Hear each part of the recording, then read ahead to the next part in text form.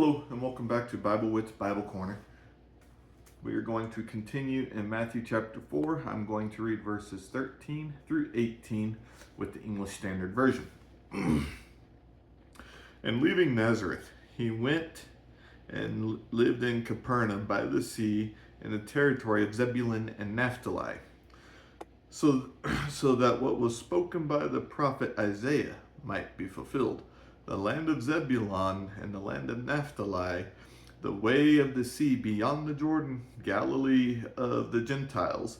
The people dwelling in darkness have seen a great light, and for those dwelling in the region and shadow of death, on them a light has dawned.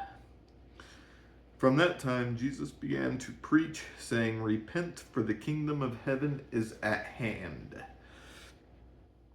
While walking by the Sea of Galilee, he saw two brothers, Simon, who is called Peter, and Andrew, his brother, casting a net into the sea, for they were fishermen.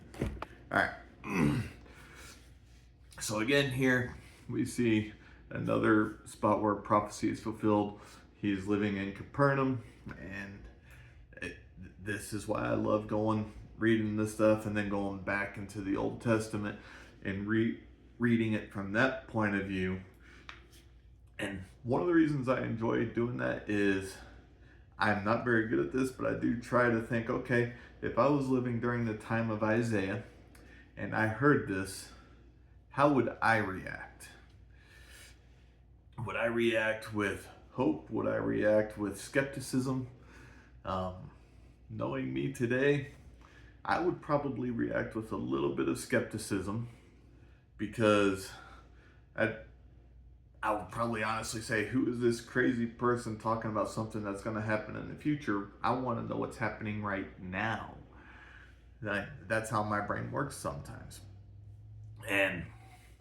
But anyway, like I said, we've got a prophecy fulfilled here. He is living in Capernaum. And then in verse 18, we start to see that he is picking his disciples. Now, we have other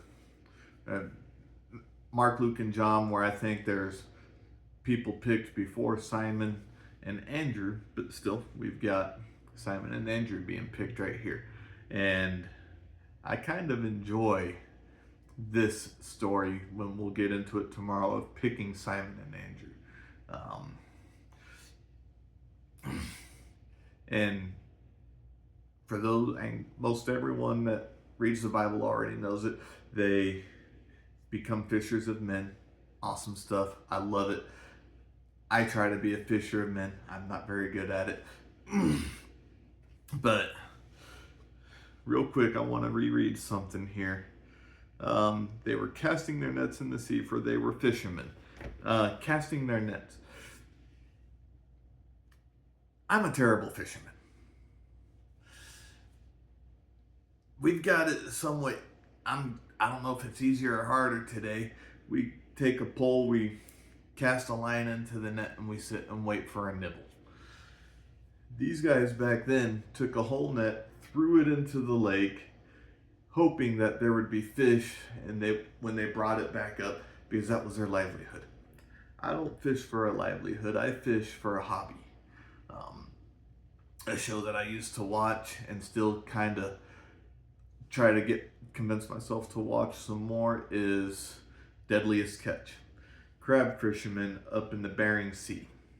Again, that's their livelihood. They face very treacherous waters to put food on the tables of their families.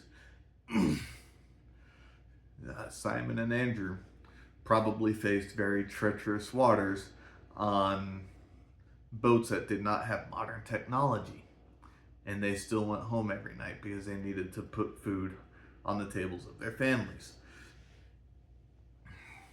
We will see that Jesus tells them to keep that fisherman mindset as they go out and proclaim the gospel. So a message that I would like to get from this is, keep the mindset of, I'm going to say, hard work. Because there's really nothing easy.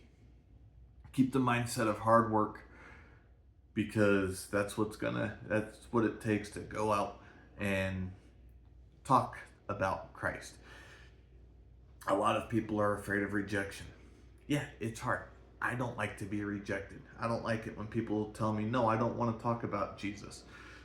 But what needs to be done at that point? Okay, you don't want to talk about it, move on to the next person. Hopefully a seed was planted in that first person, and someone else is able to talk to them down the road. If we think it's going to be easy, if we think it's going to be a cakewalk, then we are not studying the scriptures properly. I hope you find encouragement in this, and I hope you have a wonderful, God-centered day. Bye.